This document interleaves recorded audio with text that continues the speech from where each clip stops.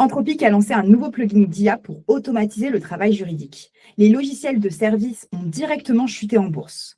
Thomas, explique-nous un peu, c'est quoi le délire? Est-ce que ça prouve la fin des logiciels de service? C'est quoi la crainte du marché? Salut Mélissa. Alors, bonne question. Effectivement, Tropic, c'est un des éditeurs de grands modèles d'IA. Et là, il sort juste une fonctionnalité et boum, un indice assez large des logiciels de service chute en bourse. Qu'est-ce que ça veut dire? Alors, ce que ça veut dire, c'est que la communauté des investisseurs, donc cette espèce d'intelligence collective des investisseurs, elle se dit que ces modèles, ces développeurs de modèles d'IA, leurs modèles sont tellement puissants qu'en fait, il n'y a pas besoin de développer des sociétés par-dessus pour se spécialiser sur des niches et fournir des services derrière directement aux professionnels dans le droit, mais aussi dans la médecine, en finance demain. Donc, la crainte, c'est qu'après, bien sûr, ça puisse concerner tous les domaines de l'économie de service en réalité.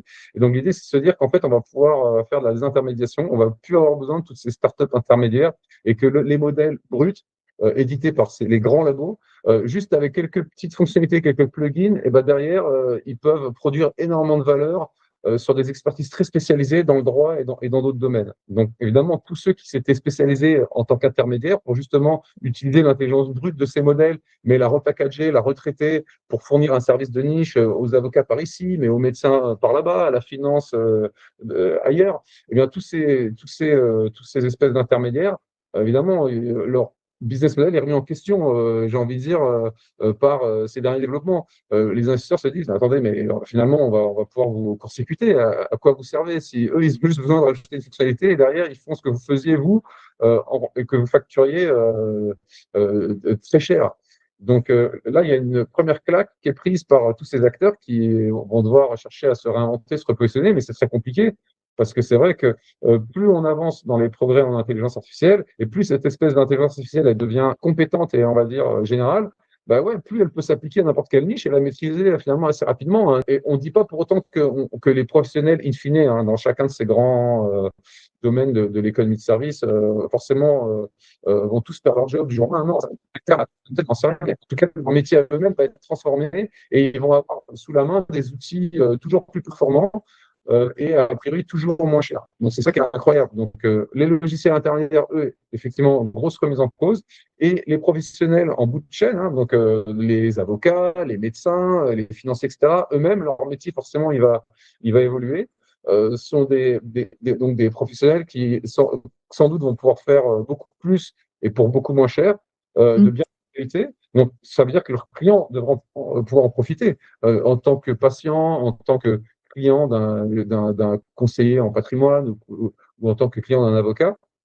Bon, bah, normalement, je devrais pouvoir profiter de meilleurs services pour bien moins cher qu'avant, parce que ça coûte beaucoup moins cher derrière aux avocats pour faire service. Et il y a peut-être même une gamme de services, ceux qui étaient peut-être les plus basiques, qui jusqu'à maintenant demandaient qu'on implique un avocat, et qui aujourd'hui, ou très bientôt, n'auront plus besoin qu'on implique un avocat, parce qu'on pourra tout simplement laisser l'IA le faire, pour ce qu'il y a de plus basique, en fait. Il y a toutes sortes de consultations, c'est vrai aujourd'hui. En fait, on s'aperçoit que grâce à l'IA, on arrive à retomber sur nos pieds, on arrive à avoir des réponses. On n'a pas forcément besoin de passer par un avocat. Alors après, attention, c'est quand même un risque et péril. Et ça, c'est d'autant plus vrai dans la santé. On en reparlera dans une autre conversation. Mais par exemple, il y a un exemple, je crois que c'est KPMG, donc c'est un auditeur qui lui-même doit se faire auditer, hein, parce que toute entreprise doit se faire auditer. Et donc, eux, ils ont reçu la facture de leur propre auditeur, ils leur ont dit non, mais attendez, vous blaguez, maintenant, grâce à l'IA, ça devrait vous coûter beaucoup moins cher. Donc, non, non, hors de question que nous, on paye ce prix. Vous nous baissez les prix, là, parce qu'on sait très bien qu'avec l'IA, vous pouvez faire bien mieux. Donc, ce qui est assez dingue là-dedans, c'est que c'est leur propre business à eux-mêmes, KPMG, d'auditer. Donc, en fait, en laissant fuiter cette info, le signal qui est envoyé, c'est que, attendez, mais si vous mettez la pression à votre fournisseur, à votre propre auditeur, ça veut dire que tous vos clients devraient vous mettre la pression. Donc, en fait, vous êtes en train c'est un espèce d'aveu d'échec, entre guillemets. Vous êtes en train de révéler votre vulnérabilité, votre faiblesse, finalement, même à tous vos clients, à qui vous donnez une incitation à venir vous challenger pour que vous-même vous baissiez les prix. Et oui, parce que grâce à l'IA, on peut faire aussi bien pour beaucoup moins cher, ou sinon, quitte à rester au même prix, beaucoup mieux. Donc, le grand gagnant de cette histoire, encore une fois, ce sont les consommateurs finaux qui profitent de plus de services, de meilleurs services, de services moins chers. Donc, c'est comme ça la bonne nouvelle in fine. Mais c'est vrai que tous ces métiers vont devoir se réinventer dans tous ces grands domaines. du service, hein, donc le droit, la médecine, la Moi, justement, finance.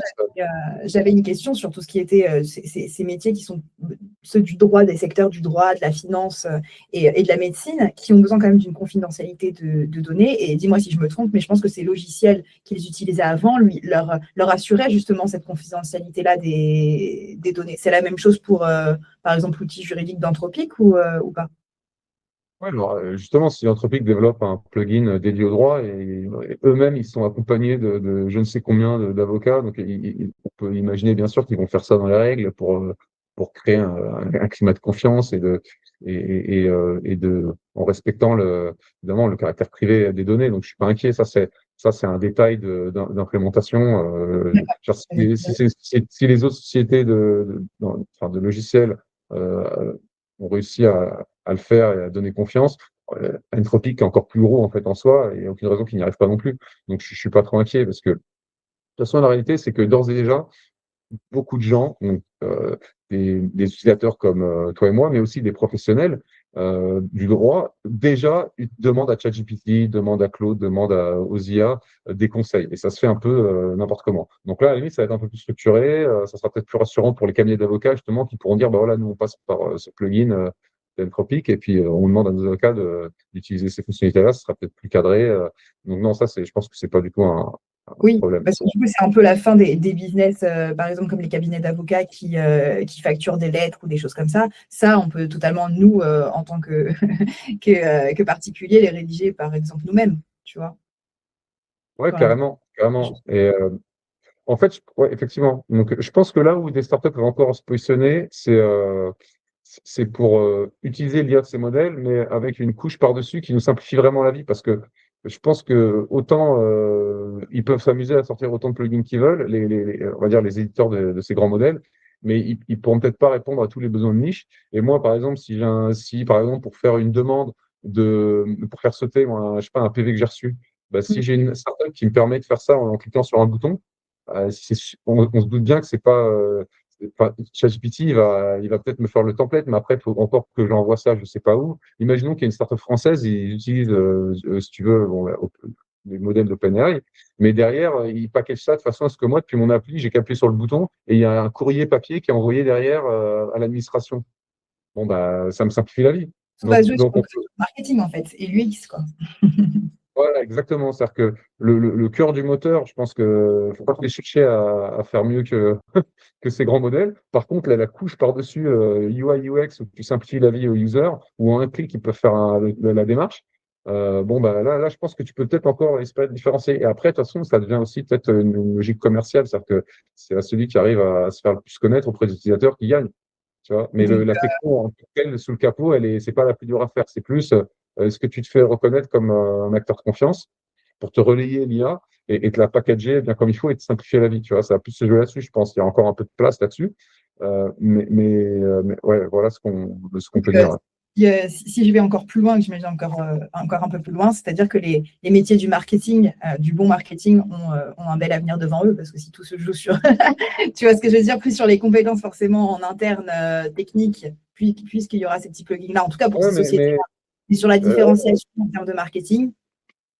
bah, ce qui est sûr, c'est qu'il y a de la place pour entre guillemets, des entreprises qui packagent cette IA de façon à ce qu'elle soit facile à utiliser. Parce que je suis pas sûr que Anthropic ou OpenAI vont s'amuser à décliner ça à l'infini pour toutes les niches possibles. Par contre, qui c'est qui fait une appli comme ça? Ça peut être peut-être même un agent d'IA à terme qui peut le développer tout seul. Ça peut être un développeur sur son coin. Ça n'a même pas besoin d'être un marketeur parce que la production de contenu aussi devrait pouvoir. Enfin, déjà l'IA peut faire des choses très bien et ça va peut-être être de plus en plus le cas. Donc, je me pose des questions. On a un autre témoignage là que je lisais. Donc, c'est un développeur qui explique que avant, il avait besoin de spécifier tout clairement à une IA, il avait une idée d'application. Maintenant, en fait, il donne un concept. L'IA, elle développe l'appli. Elle fait même des choix qui prouvent qu'elle a du goût. Elle fait des choix d'UI et d'UX. Et après, il n'y a plus qu'à utiliser l'appli. On en est quasiment là aujourd'hui. Donc en fait, on peut imaginer tu vois, que demain, n'importe qui d'ailleurs pense à une appli et que l'appli se fasse. Donc en fait, que ce soit le moteur vraiment compliqué d'un point de vue IA, qui a priori va être celui des grands labos, la petite couche par-dessus, tout ça peut être fait par l'IA. La clé maintenant, c'est une fois que tu as lancé ça, mais comment tu te fais connaître? L'IA peut t'aider aussi à ça. Mais après, il y a tellement de gens qui vont lancer avec de l'IA plein de services. Quel est celui qui sort du lot et qui se fait le plus connaître? Là, il y a peut-être qu'il y a un facteur de chance. Après, c'est peut-être que alors là, il faut acheter de la pub. C'est celui qui fait plus de pub. Et là, si tu reviens à ça, comme le temps d'attention des gens est limité, c'est celui qui est prêt à investir le plus en pub qui fait le plus connaître son service. Mais quoi que ce soit sous le capot ou la carrosserie, tout ça, ça pourrait être fait a priori avec l'IA très facilement. Ça ne sera pas ça le facteur limitant. Le facteur limitant, c'est le temps d'attention en face des gens pour faire connaître ton service et pour les convaincre d'utiliser le tien plutôt que celui d'un autre. Ok, écoute, très clair. Merci beaucoup Thomas de cet éclaircissement un petit peu sur cette news d'Anthropic. Merci. Je t'en prie.